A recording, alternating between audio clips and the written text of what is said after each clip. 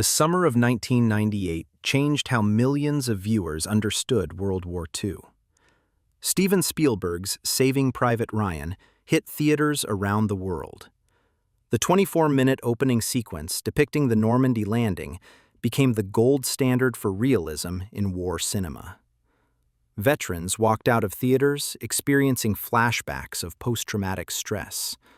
Some couldn't make it through to the end. But few knew that behind this story lay real events. Events so dramatic that Hollywood barely had to invent anything. This is the story of four brothers from a small town in upstate New York. A story about a war that nearly destroyed an entire family. And a story about how one man was pulled from the jaws of certain death. Today, we're going to tell you the true story of the Niland brothers and show you how this story became one of the greatest war films of all time. Tonawanda, a small city on the banks of the Niagara River in upstate New York, just a few miles from the famous falls. In the 1920s and 30s, an ordinary American family lived here, Michael and Augusta Niland. 6 children, 4 of them sons. Edward, the eldest, was born in 1912. Preston came along later. Robert was the 3rd son, and the youngest was Frederick, whom everyone called Fritz. He was born on April 23, 1920. The brothers grew up during the Great Depression. Their father, Michael, had served in the Spanish-American War of 1898 and often told his sons war stories. The boys listened to these tales with fascination. Little did they know that their own stories would surpass everything their father had experienced. The Niland family was typical for their time and place. Strong family bonds, patriotism, a sense of duty. When war broke out in Europe, and then Japan attacked Pearl Harbor in December 1941, all 4 brothers made the same decision. They went to enlist. Edward chose the Army Air Forces. He became a technical sergeant and pilot of a B-25 Mitchell bomber. Preston became a 2nd lieutenant in the 22nd Infantry Regiment of the 4th Infantry Division. Robert ended up in the 505th Parachute Infantry Regiment of the 82nd Airborne Division. And Fritz landed in the 501st Parachute Infantry Regiment of the famous 101st Airborne Division. After the Sullivan brothers' tragedy in 1942, when all 5 brothers perished on the same ship, military command instituted a new policy. Brothers would no longer be assigned to serve in the same unit. But this rule couldn't protect them from the war entirely. The 4 Niland brothers were scattered across different units, across different theaters of war. And fate had a terrible test in store for them. May 16, 1944. Less than a month before the Normandy landing, though the Niland family didn't know it. On this day, somewhere over the jungles of Burma, a B-25 bomber carrying Technical Sergeant Edward Niland came under fire from Japanese aircraft. The plane caught fire. The crew received orders to bail out. Edward jumped with his parachute. He landed in dense jungle, far from his comrades. For several days, he tried to make his way back to friendly lines, wandering through impassable undergrowth. But his route didn't lead where he'd hoped. Edward emerged at a village. Unfortunately for him, the village was under Japanese control. He was captured almost immediately. The bomber crew never heard from him again. According to all official records, Technical Sergeant Edward Niland was listed as missing in action, and then killed in action. In reality, Edward ended up in a Japanese prisoner of war camp in Burma. The conditions were horrific. Torture, starvation, disease. Edward tried to escape. For this, They put him in a cage where it was impossible to stand upright. When he was liberated in May 1945, he weighed just 80 pounds. But all of this would come later. For now, in May 1944, the U.S. Department of Defense prepared official paperwork declaring Edward Niland killed in action. This paperwork was sent to his family in Tonawanda. Augusta Niland, mother of 4 sons, received her first death notification. She had no idea this was only the beginning. Dawn on June 6, 1944. The largest amphibious military operation in human history. Operation Overlord. The Normandy landing. The night before the landing, thousands of paratroopers from American airborne divisions jumped into darkness over French soil. Among them was Sergeant Robert Niland of the 505th Parachute Infantry Regiment, 82nd Division, and his younger brother Fritz from the 501st Regiment, 101st Division. The brothers didn't know they were just a few miles apart. They hadn't seen each other in months. Each was focused on his own mission. Robert landed near the town of Sainte-Mère-Église. This was one of the key objectives of the operation. Paratroopers of the 82nd Division were supposed to capture the town and hold it until the main forces arrived. Robert was lucky. His landing went relatively smoothly. He quickly found his comrades. By morning, the 3rd Battalion had captured Sainte-Mère-Église. It was the first French town liberated by the Allies. But the Germans weren't about to simply surrender the town. They launched a counterattack. 2 companies of German soldiers moved against American positions. A fierce battle ensued. Robert's platoon found itself surrounded. The situation became critical. The commander made the decision to retreat, but someone had to stay behind and cover their retreat. Robert Niland and 2 other paratroopers volunteered to stay. They took position behind a machine gun and opened fire on the advancing Germans. 3 men against 2 companies of the enemy. Robert burned through 3 boxes of ammunition. His fire delayed the German advance long enough for the others to withdraw. But he himself didn't make it out. Sergeant Robert Niland died at his machine gun on June 6, 1944. He was 22 years old. That same morning, on another stretch of Normandy coastline, his brother Preston was landing on Utah Beach with the 4th Infantry Division. Of all the beaches, Utah proved the easiest. Casualties there were far lower than at Omaha. Preston survived the landing. He moved inland with his platoon, but another danger awaited. German fortifications of the Atlantic Wall still held. One of the most powerful batteries was at Kriesbeck, just north of Utah Beach. 4 massive guns, capable of sinking ships and destroying entire units. This battery had already sunk the destroyer USS Corey and had to be taken at any cost. June 7, 1944, the day after D-Day. 2nd Lieutenant Preston Niland was leading his men in an assault on German positions at the Kriesbeck Battery. The fighting was fierce. The Germans defended desperately. Preston was mortally wounded in this battle. He died from his wounds, never knowing that his older brother, Robert, had been killed the day before, just a few miles away. And somewhere between these 2 points was the 3rd brother, Fritz Niland, of the 101st Airborne Division.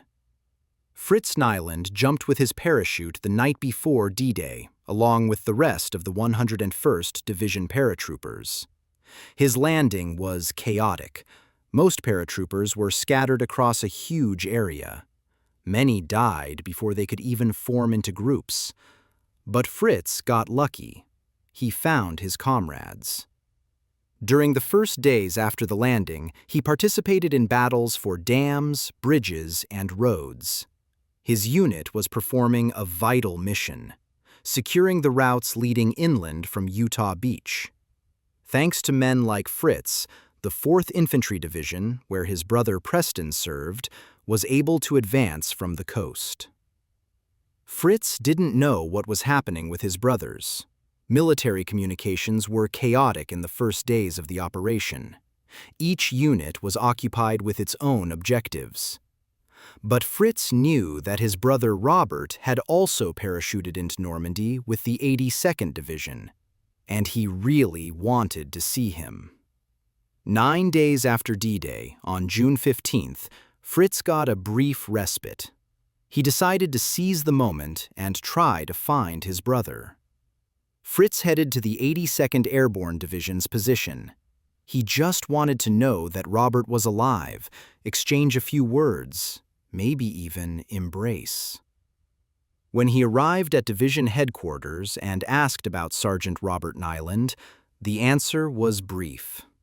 Robert was killed on June 6th, on the first day of the landing, heroically covering his platoon's retreat.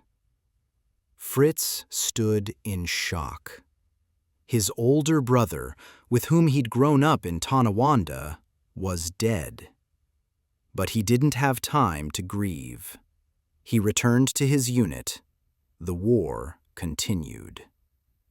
That's when the regimental chaplain, Father Francis Sampson, approached him. The chaplain had terrible news. Actually, 3 pieces of terrible news.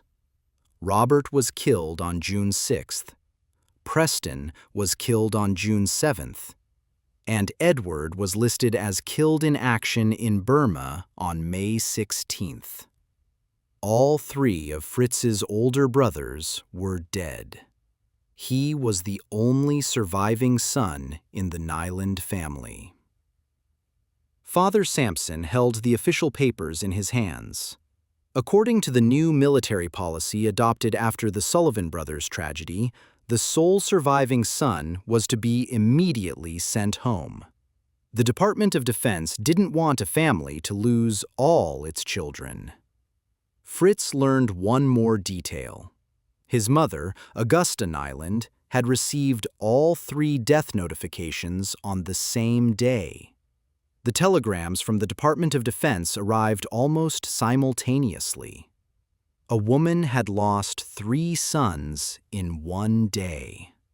Such grief is beyond words. Father Francis Sampson received a direct order.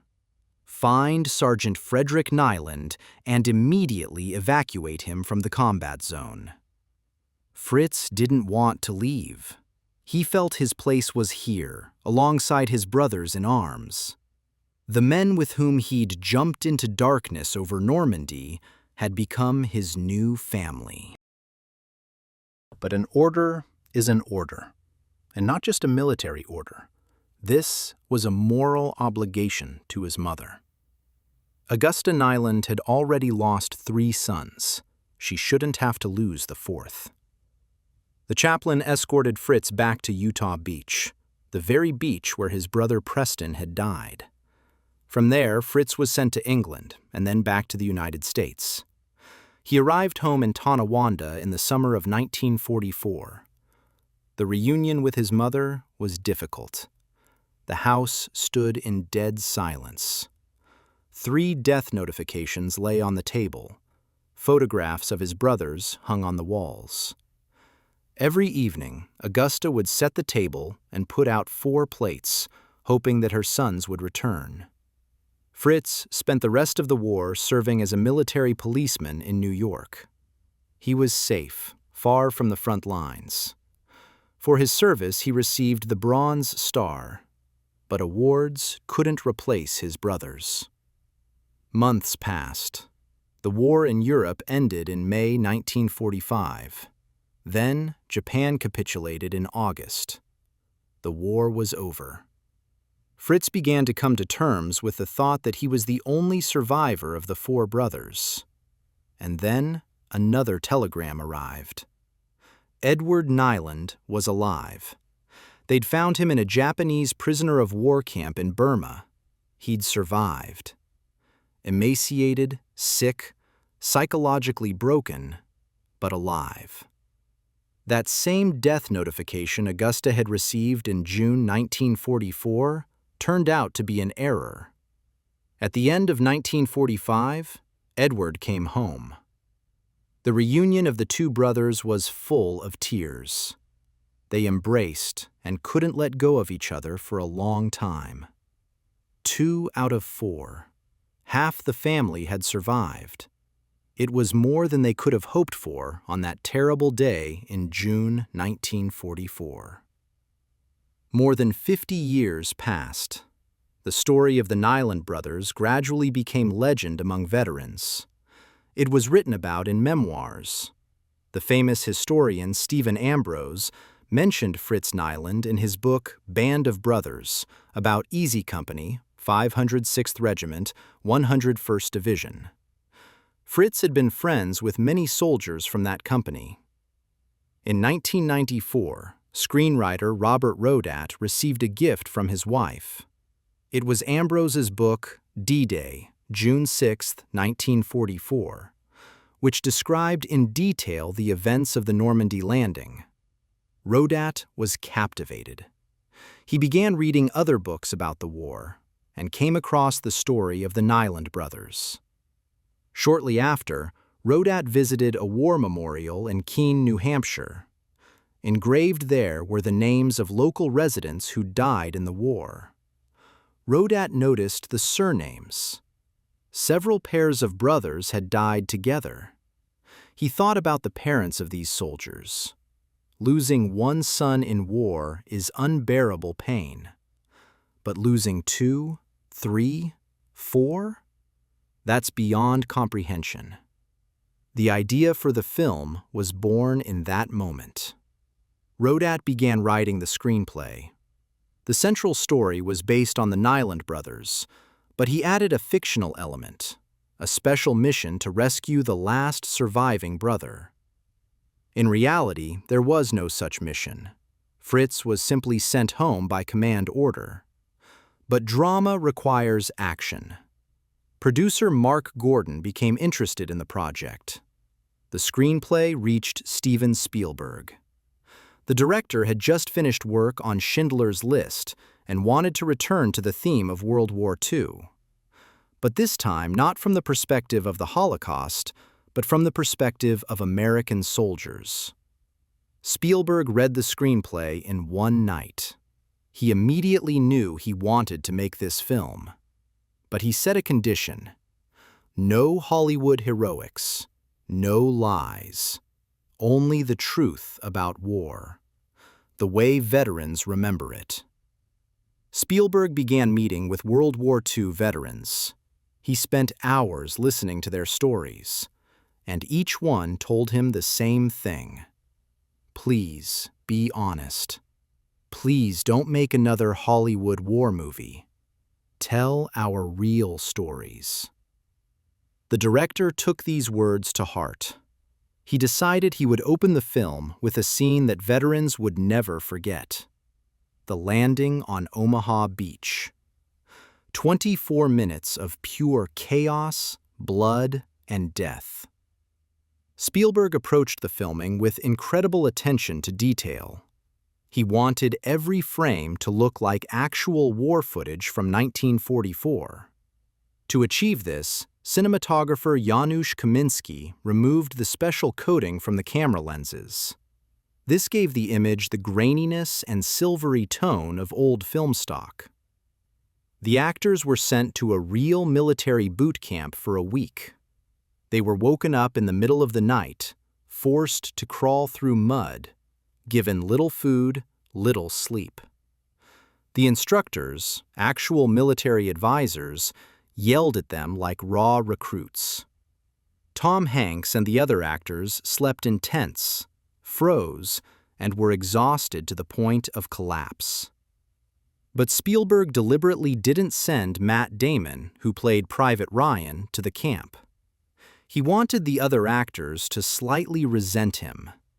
He wanted them to subconsciously feel irritation when they saw him on set.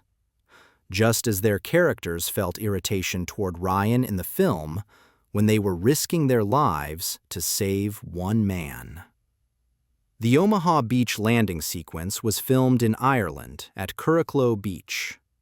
Thousands of explosions, hundreds of extras, gallons of fake blood. Spielberg refused to use music in this scene. Only the sounds of war, explosions, screams, the whistle of bullets. The sound was specially muffled to convey the sensation of being shell-shocked. Cameras were shaken by hand, mimicking the movements of a frightened wartime cameraman. Spielberg wanted the viewer to feel like they were there, on the beach, among the soldiers. When filming ended and editing began, Spielberg invited several veterans to a private screening. He wanted to hear their opinion. Some veterans couldn't make it through to the end. They left the theater in tears. "Too realistic," they said. "That's exactly how it was." That was the highest compliment the director could receive. July 24th, 1998. Saving Private Ryan was released in U.S. theaters. The reaction was immediate and overwhelming. Critics called it a masterpiece. Viewers left theaters shaken. Many were in tears. All across America, reports began appearing about veterans who experienced PTSD episodes during the screening.